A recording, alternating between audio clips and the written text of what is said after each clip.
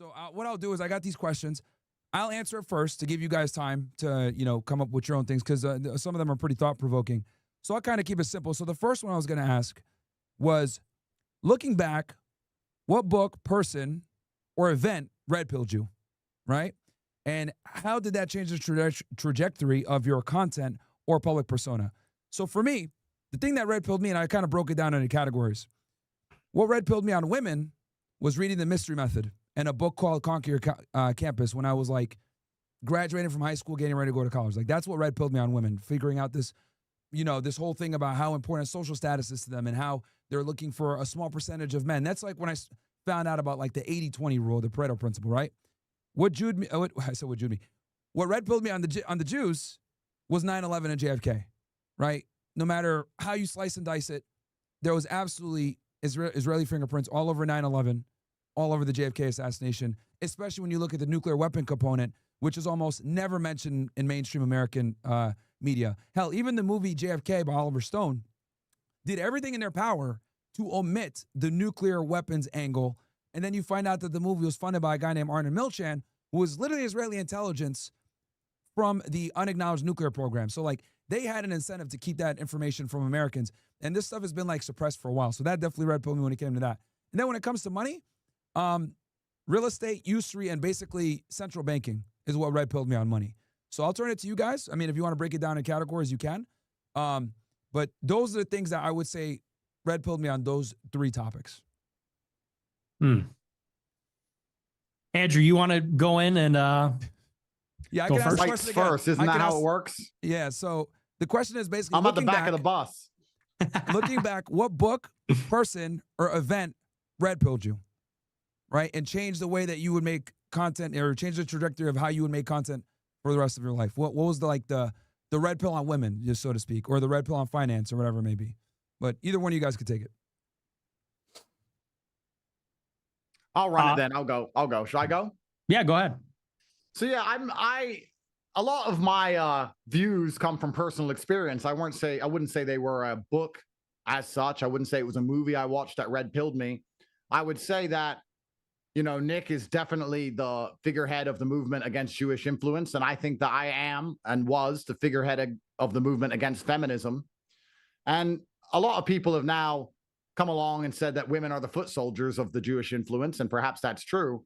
But every single problem I saw with society led back to one place. And that doesn't mean they're bad people. It doesn't mean women are inherently evil. It means that societies have always been productive and functioned a certain way with a patriarchy.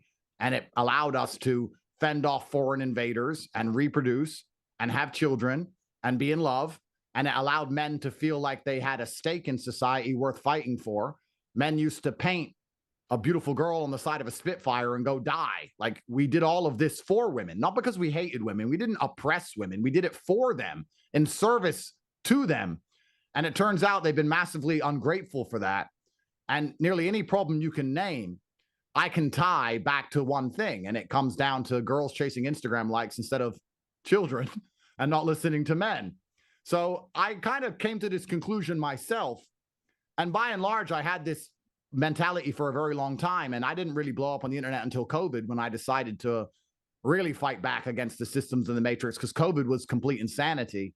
And I was living in Sweden at the time in absolute freedom, by the way, with no mask, no vaccine, completely normal society, while the rest of the world were locked in their houses. And I thought, this is crazy. So that's when I started to blow up online and get big. And I never began the crusade intending on becoming the most Googled man in the world. A lot of people don't actually know that in 2022, before I was arrested, I was saying to Tristan, this is the story of Icarus. We're way too big. They're going to come and they're going to get us. Turns out the UK Foreign Office wrote to the Romanians, and I have that on paper. I have proof of them doing that, saying, shut this guy up. He's a national security issue, because they knew that my momentum had to be stopped. And if I were to continue to red pill and continue to mobilize the young men of the world, that they would lose their grip on society. And that's why, to this day, the UK government has an active warrant for my arrest, because they know if I go to England, the Bruv party will win the next election. They know that. So the second I land, I get thrown into jail for basically ever. And that's what they're doing to try and keep their grip on power. So a lot of it was just my own conclusions. And then I saw how upset everybody got by me saying these things. And I realized that if people are getting so mad by it, there has to be an element of truth to it. If I sit here and say the sky is green, everyone will ignore me. They don't care when you lie. They care when you say things that are close to the truth. And I kind of ran with it. And I wouldn't say there was any particular thing I read.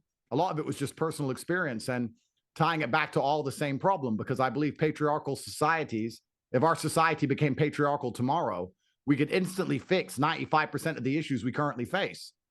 And if you look at the societies which are actually succeeding now, if you look at the Middle East and the societies that are successful from a birth rate perspective, from a safety perspective, from an economic perspective, they're all patriarchal societies.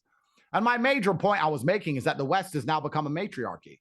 America is a matriarchal society currently as it stands right now today. Even under Trump, it's matriarchal. If a man wants to have power, if he wants to be in Senate or be a politician, he has to parade his wife around for some reason. Putin doesn't have to parade his wife around. I've never seen the king of Saudi parade his wife around. What do their wife even know about politics? Why are they there? I don't know. But we live in this insane matriarchy where women have so much power over men, and they're using it to suppress and destroy the most masculine of men, which are the ones who are going to be tasked with defending the society. So I always had this gripe with that and that alone. And it turns out that big women are as powerful as big pharma and big education and big Jew, because they fucking came for me. They did not like what I said. And they came for me hard. And of course, they accuse you of crimes against women because it makes perfect sense for them to attack you with it. And here I am, 11 court cases deep. I've been federally investigated by the American government, the British government, the Polish government, the Hungarian government, the Romanian government. No one has enough evidence to put me in jail, showing that I'm actually completely more innocent than the man you walk past in the mall. If anyone else went through this level of shit, they'd be in fucking jail. So also tying back to our earlier conversation, there is part of me that thinks I've been through all this shit and then I get called a Jew and a Fed. Like, because I was the one who was red pilling the generation. I was the one who took all this risk to help everybody. And now you go on Twitter and call me these things. It does, even though you don't care, it does make you think, well, what's the point in trying then? And this is why the elites win, by the way, especially in my position. I have $700 million liquid. I can just fucking fuck off on a yacht and say, fuck those peasants and just go be one of them. And I don't do that. I sit here and I try and tell the truth and I try and be honest about things.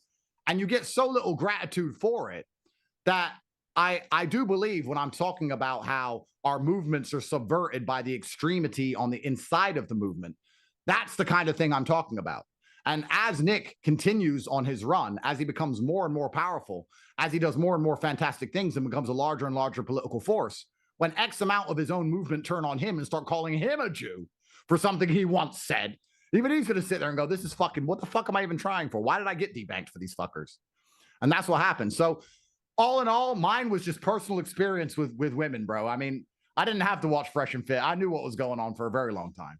Yeah. And just to add to what you were saying, because you were saying like, obviously patriarchy just went in general. And I would argue COVID was also like a big red pill, because since women tend to defer to the masses, the fact that we locked down, the fact that we had all these scares, that I think is very indicative of how much we value the communitarian nature of women. Well, the reason they're so scared of me and the reason they're trying to get rid of me is because when you have women in charge of a society, you can use emotional arguments. It's not complicated. Yeah. You put women in charge and then you use an emotional argument to manipulate the women, and the women yell at their husbands and Matt Walsh says, okay. And then they sit at home all day. And that's what happens.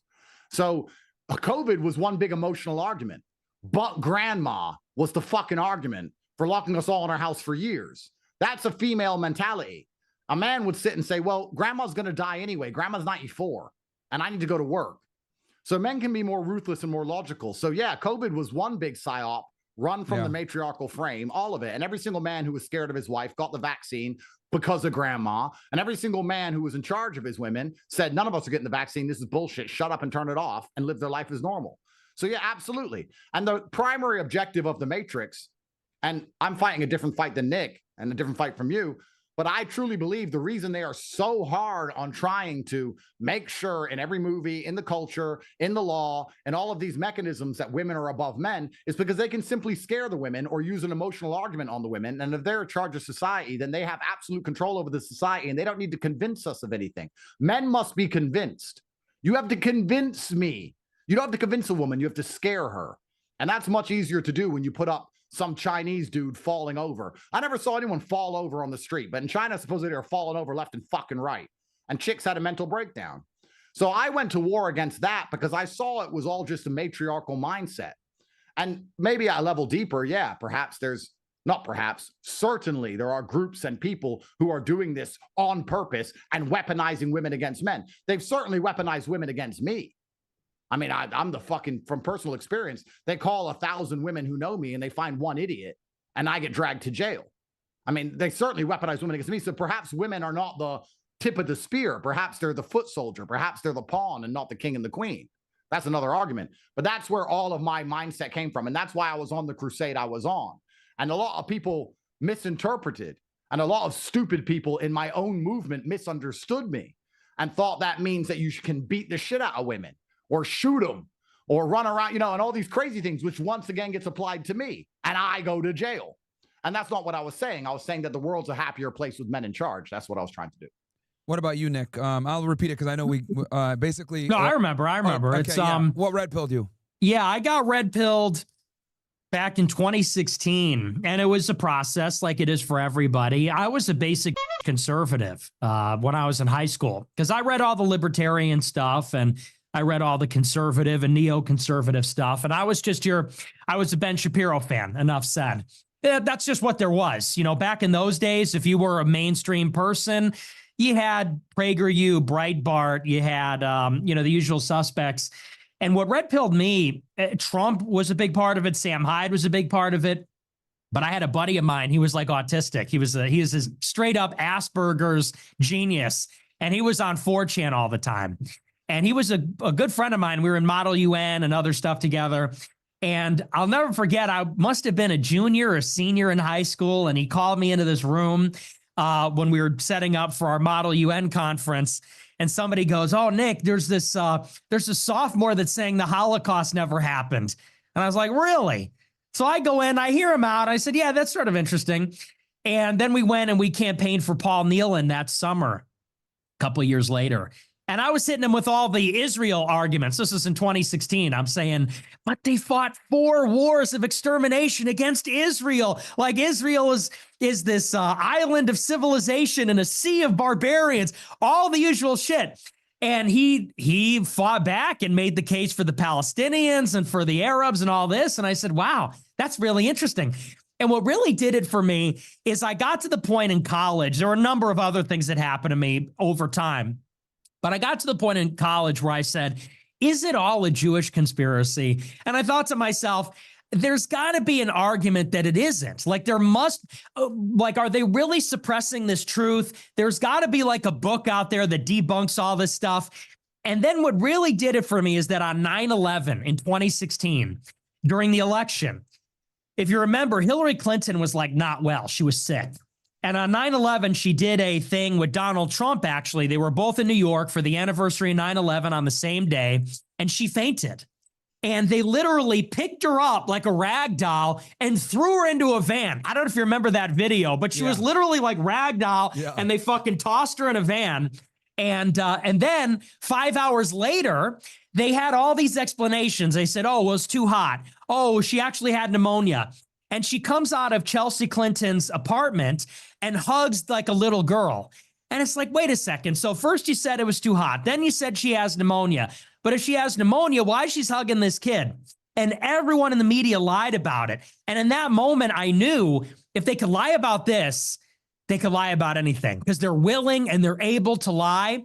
And if people are not willing to investigate it or dig deeper because of censorship, because of, it's a regulated press, I said, then they could lie about all this stuff. And that for me, that's when I realized this like benefit of the doubt could not be afforded to any narrative because that's really what it is. No one has investigated, the vast majority of people at that point had not investigated the 9/11 truth movement or the Holocaust or Israel or any of these things. All they had was the benefit of the doubt. That stuff is conspiracy territory. We believe the government. We believe the mainstream narrative.